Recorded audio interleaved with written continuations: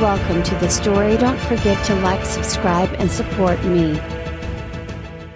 The jungle of Pandora was alive, teeming with colors that danced under the radiant sunlight filtering through the towering trees. Idokun moved silently, his feet barely touching the ground, his eyes scanning the vibrant world around him. Every leaf, every creature in Pandora's ecosystem pulsed with life. This was his home. This was what he had sworn to protect, no matter the cost. Yet, the balance of his world was changing. The interstellar bridge, the portal between Earth and Pandora, had been completed. A marvel of technology, it allowed instantaneous travel between the two worlds, a feat that was once unthinkable. Idokun stood at the edge of the sacred grove, gazing up at the massive structure, its metallic frame gleaming unnaturally against the organic beauty of Pandora. It was not the bridge itself that troubled him, it was what it represented. The humans, once adversaries of the Na'vi, had returned under the guise of peace, promising collaboration and the sharing of knowledge. But Idokun knew better than to trust easily. He had learned from his elders and from the painful history between their peoples. The scars left by human greed, driven by their lust for unobtainium, were still fresh. Today, Idokun was meeting with the human delegation. His mentor, Tsidi, had urged him to be cautious, to keep the humans at arm's length. Yet, Idokun was not convinced. As the newly appointed leader of the Omadikaya clan, he felt the weight of responsibility heavier than ever. His people needed him to be both a protector and a diplomat. He could not afford to make mistakes. The meeting took place near the base of the interstellar bridge. The humans had set up a small encampment, temporary but intrusive against the natural landscape. Dr. Grace, a scientist who had long advocated for Pandora's preservation, was there to greet him. Idokun, she began, her voice gentle but filled with the urgency of a scientist excited by new discoveries. We've made significant progress. The portal is stable. But we've detected some anomalies, nothing too dangerous yet, but we need to investigate. Idokun's blue eyes narrowed. Anomalies? What kind of anomalies, Grace? She hesitated, glancing at her fellow scientists. We think we think there might be something or some Iania trying to use the portal from the outside. Idokun's heart quickened. His instincts flared. Who? We're not sure yet, but there have been signals. Disturbances from distant parts of the galaxy. Civilizations we've never encountered. The jungle around them suddenly felt more dangerous,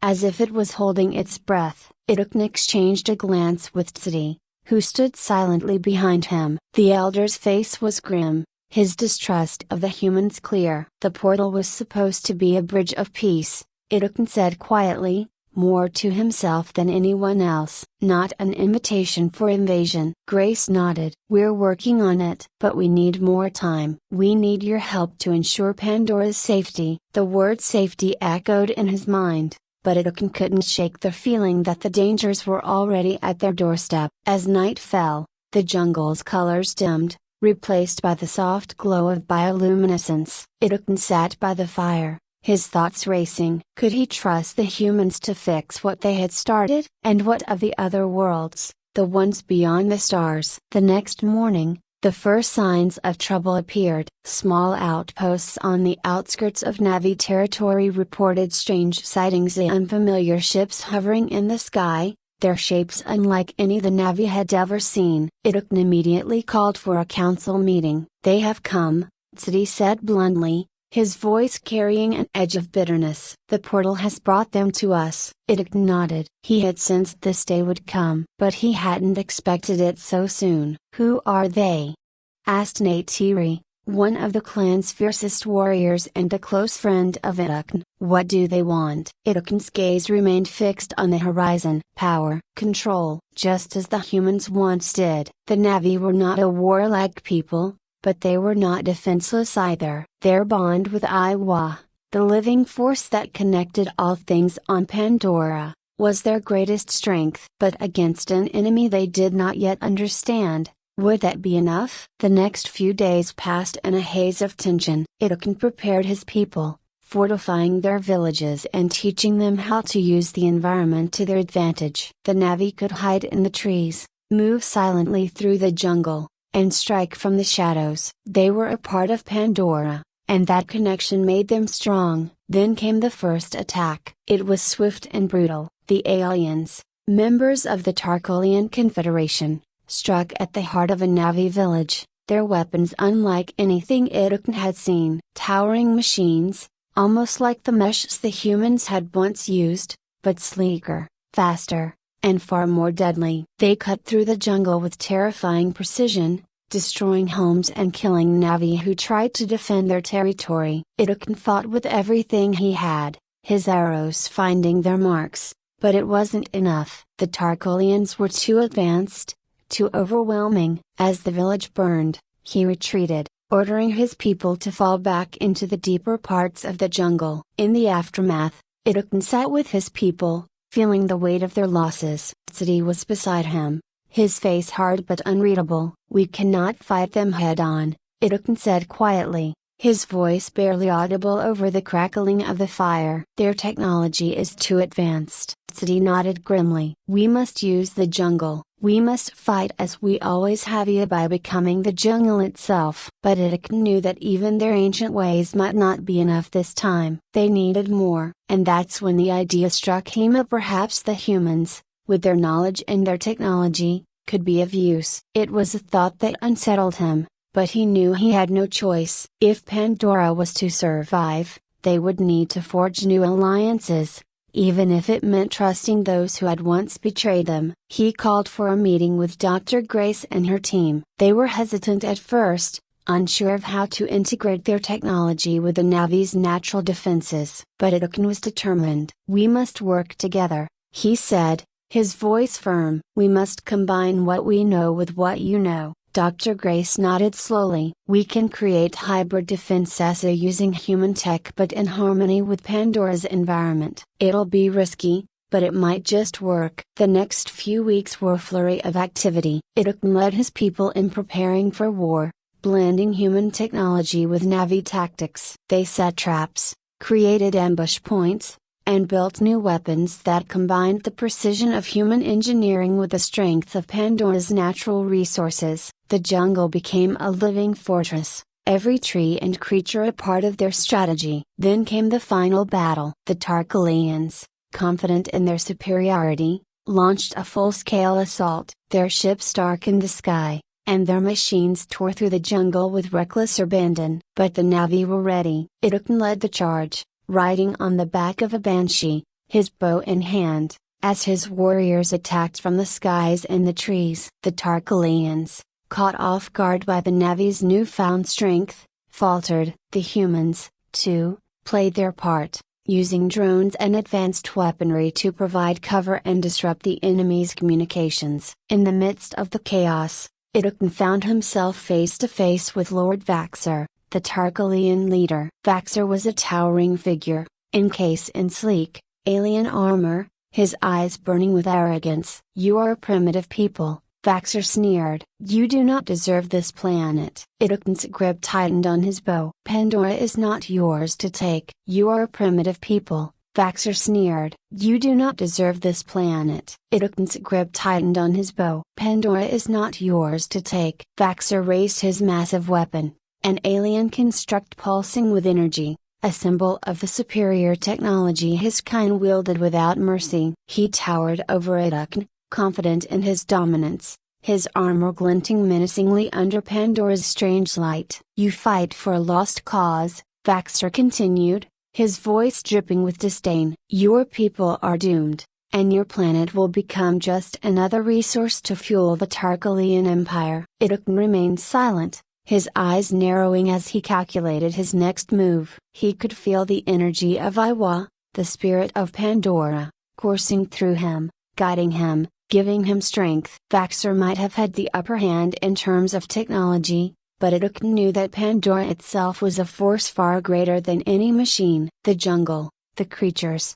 and the spirit of the planet would fight with him. In one swift motion, Idokun launched himself into the air, Using the strength of his legs and the agility of the Navi to propel himself onto a nearby tree branch, Vaxer fired his weapon, but Idokun was already gone, moving like a shadow through the trees, his bow at the ready. From his vantage point, Idokun loosed a flurry of arrows, each one striking with precision. Vaxer's armor deflected most of them, but one found a weak spot, piercing his shoulder. The alien let out a roar of pain, momentarily disoriented. "You fight like a coward," Vaxer bellowed, clutching his wound. "Face me, Navi, or are you too afraid?" Idokun's voice was calm, almost serene. "You are the one who should fear. This is not just a fight for land. This is a fight for life itself." With that, the jungle came alive around them. Idokun had called upon the creatures of Pandora,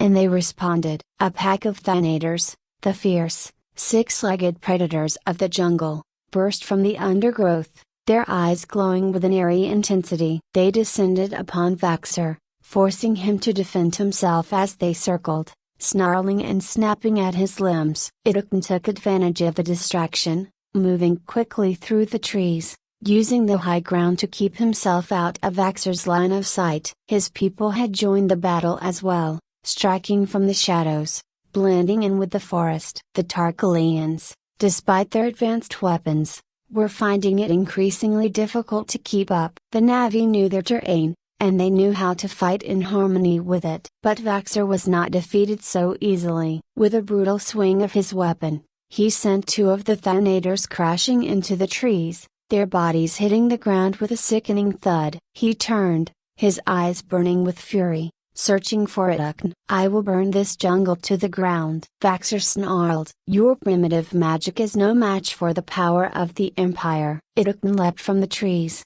landing just behind Vaxer with a fluid grace that belied the tension of the battle. Before Vaxer could react, Idokun grabbed a vine, using it to swing around and strike the alien leader squarely in the chest. The impact knocked Vaxer back, his weapon flying from his hand as he stumbled to regain his footing. But Idokun didn't stop. He pressed the advantage, delivering a series of rapid strikes, each one finding its mark. Vaxer, for all his bluster, was not used to fighting an opponent who moved like the wind, who struck with the precision of a trained hunter. Each time Vaxer tried to counter, Idokun was already gone, his movements too fast, too fluid. With a final, powerful strike, Idokun drove an arrow into the joint of Vaxer's armor, just beneath his arm. Vaxer let out a roar of pain as he fell to one knee, his hand clutching the wound. Blood thick and dark poured from the injury,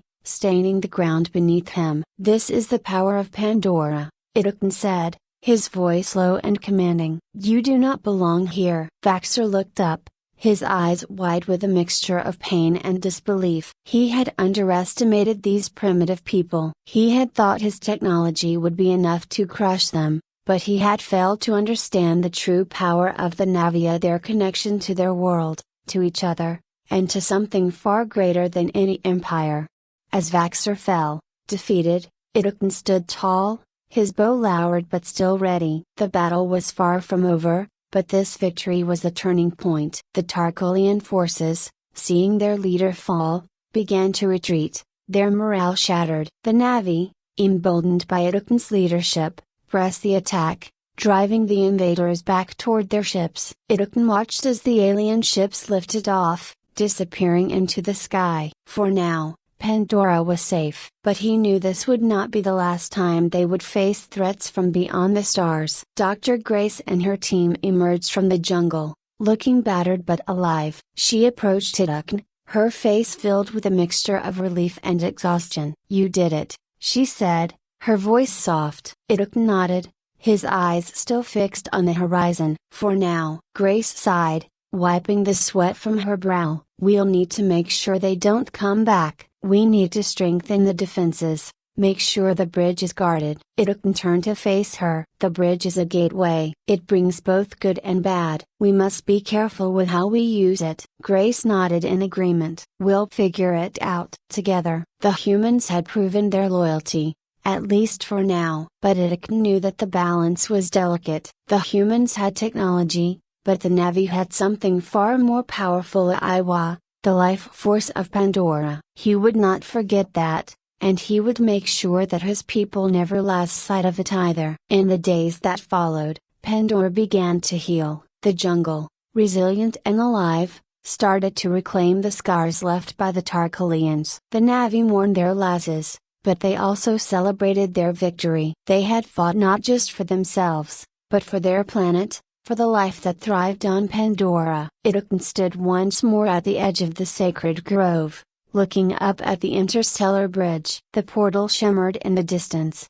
a symbol of both hope and danger. It had brought new friends, but it had also brought enemies. As the night fell and the jungle around him began to glow with its bioluminescent beauty, Idokun closed his eyes and breathed deeply. He could feel Iwa's presence, guiding him, comforting him. Pandora was his home, and he would protect it with everything he had. For now, the Tarkalians were gone, but Idokun knew that other threats would come. The galaxy was vast, filled with civilizations that would see Pandora as a prize to be taken. But as long as he lived, as long as the Na'vi remained connected to their world, they would stand strong. Pandora was not just a place, it was a living, breathing entity. It was a bridge between worlds, between cultures, between life and death. And as Idokun looked out over the jungle, he knew that the real battle had only just begun. But he was ready.